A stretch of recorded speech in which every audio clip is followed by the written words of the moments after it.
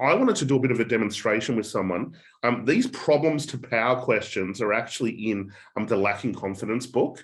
So if you want a copy of these problems to power questions, what I'd love is to do a demonstration with someone. Who would like to be? Kazzi just raised her hand straight away. Awesome. Kazzi, do you want to unmute yourself? Let's see you. Hello. Hello. Okay, so what was the area of life that you chose again? Sorry? I chose wealth. You chose wealth. Yeah. Okay, so you can write this stuff down if you want to. Sure. And I'm going to do what's called problems to power questions. It's part of RCT. As I said, if you want a copy of these problem to power questions, it's in my book, and I'll be giving that book away on the Breakout to Success. Okay, so okay, cool. So Kazzi, just tell me, what is the problem when it comes to wealth? So the problem that I have when it comes to wealth is that I don't have physical wealth. Like I know it on a spiritual level that there's wealth out there. I haven't actualized it. So what we've got here, I don't know if you've seen this, guys. We've got a parts integration that's happening here. Okay, so I don't have physical wealth, but the word "but," I believe it's here. Okay, this kind of "I believe it's up here" can actually take you out of the game.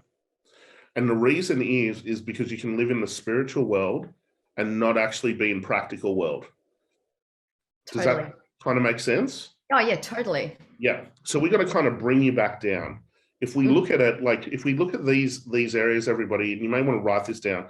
There's the physical, there's the mental, there's the emotional, and then there's the intuitive. What can happen is that you can avoid one of these steps, like whether the physical is too hard or the mental, I'm not smart enough when it comes to money, or the emotion, certain emotions, guilty receiving when it comes to money. And the easiest thing is to live up in the intuitive, to avoid, to disassociate. To really switch any area of life on, we've got to look at what's happening around the physical, the tactical area, what's happening around the mental, or the wounds around the mental, emotional, and intuitive. Now, if we switch energetically on the physical, the mental, the emotional, and the intuitive, that's when money just flows. Abundance. When you live, when you live up in just the intuitive, you might get a little bit, but it's never consistent. We're never in that overflow. Is that kind of making sense? Oh yeah, totally. Totally. Yeah. Cool. Okay, so what's the problem? The first thing that we've noticed is a bit of a parts integration that's happening there. So how specifically is wealth a problem for you? I don't have it. Like physically, I don't have it. Yeah. So the problem is that I don't have money. Is that correct? Correct. For being more specific. Correct. Okay. And if you think about that, is there an emotion that's connected to that when you think of not having money? How do you feel? Fearful. So I want you to write that down. So the belief here is, so if you think about the education I did in Lacking Confidence, everybody, the idea that then turns into the story that turns into the belief system. So what we have here is like a belief system that I don't have money. And then what's connected to that is the emotion of fear. Okay? You can even see in your throat and your breathing just changed when we talked about that. Okay, so take a deep breath in and out. So the next thing I want to ask you is the belief I don't have money or enough money, and then the fear that's associated to that. How long has that been a problem? Oh gosh. I'm going to say a long time. I think like specifically, I want to say I was living in Tamworth and I'd just given the last bit of money that I'd made from the sale of my house to my brother and he went bankrupt. Okay. So how old were you back then? That would have been around 32. So age 32. So we'll just write that down. And who was involved was your brother. And so you trusted your brother, you gave money away and you lost money. Yeah. Yeah. And what was the emotion when it came to that event? I was pissed off. So you're angry. Yeah. Yep, sorry for swearing. No, please. Yeah. Please swear. So write down anger next to that. So we've got you're 32 years old, you had money, you gave it to your brother, and and you lost it. Yeah. And you felt angry about that. So angry at yourself, angry at your brother. What? Angry. So, so angry at myself for giving my brother the money. Angry at my brother for like knowing he was going bankrupt, asking for me for money without telling me he was going bankrupt. Angry at my dad for suggesting that I sell my house instead of me hanging on to it, and then angry at myself again for not trusting myself to put it with defense housing so that it was rented, so that I had that investment and that it was there working for me. Okay, so here we go. Here, what's happened here is that you're angry at yourself for trusting other people. Yeah. Because you don't trust yourself. No. Take a deep breath in. You're scared of trusting yourself. Breathe. Take a deep breath in. Okay. Remember, it's really often not about the area of life that you think. So here we have a relationship with yourself where you don't trust yourself. Yeah. How long's that been a problem? Oh, fuck knows. Shit, I just sorry, all of this. Keep going. Look, notice the body language here. No, you're just scratching your neck right now. So it's men. Say that last bit again. So it's men. It's men. It's around men, right? Breathe. Yeah. So early on, what's happened here is around potentially relationships, men not trusting yourself. Breathe. Which has had you be disempowered. Yeah. How old? First number.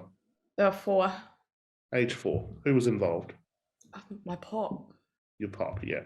So let's just write that down. Age 4 pop. And there was fear. That's where it's come from. So just take a deep breath in and out. So the next thing I want you to do is, what I'd like you to do is see if you can learn now. You may want to shut your eyes as you go back to that event. Age 4 pop fear. And just see if we can learn something here. What do you need to learn about yourself? That I'm safe is what came up. So just float out of the event, float higher. What else can you learn about yourself? God,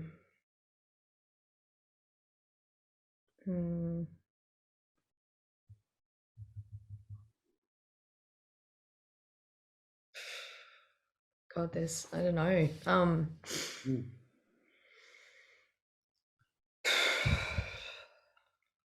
This is good.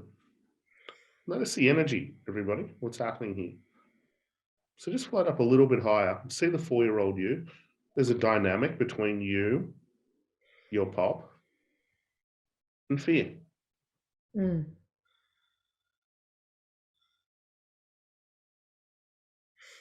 Finding it really tricky to so I'm finding it tricky to float up higher. There's just all I can see is like the leatherwork of the car. Being told to lay down while he went into the pub. So yeah. So just take a deep breath in and out. So you're alone, unsupported, fearful. And so you've been wanting support ever since. You've been wanting someone to take care of you because you felt alone, scared. And this is why you're giving your power away when it comes to authorities, right? And sometimes we take on other people's fears as well. Because you weren't born with this fear at all. Not your stuff. So what I want you to do now is just go back before this event. Just see who you were before this fear. And this is what I mean by authentic power, everybody. We just see ourselves before this, who we were before this.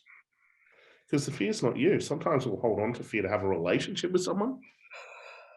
because maybe Pop was petrified, and maybe you put on a show.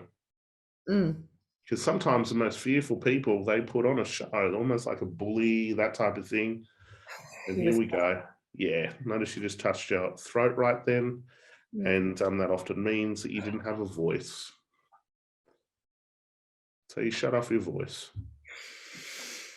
And so as you go back before this event, who were you before fear? Go back before fear. Yeah.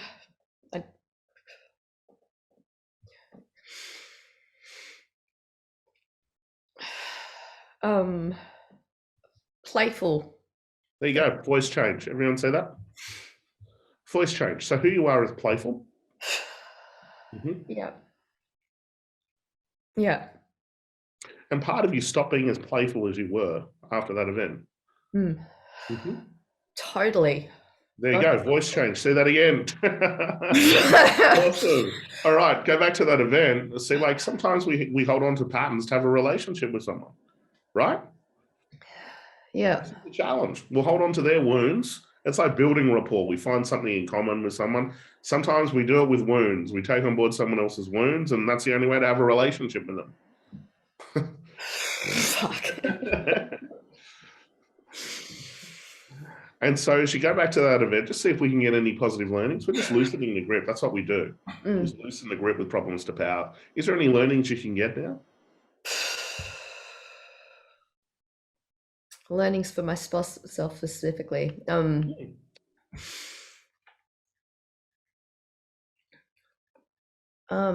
just wanted to be loved, I guess, accepted, loved.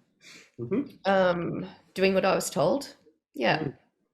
So as you go back before that, you may notice you were playful and none of this shit even mattered. It didn't even enter into your mind.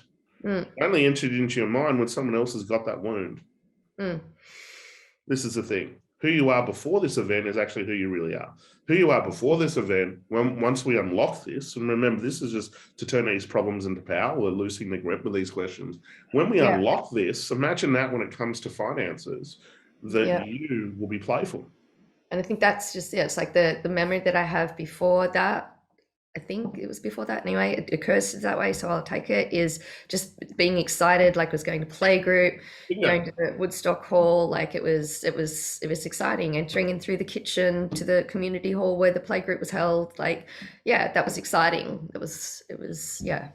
So imagine this. Imagine this. We could bring all of that energy, your authentic power. This is who you are.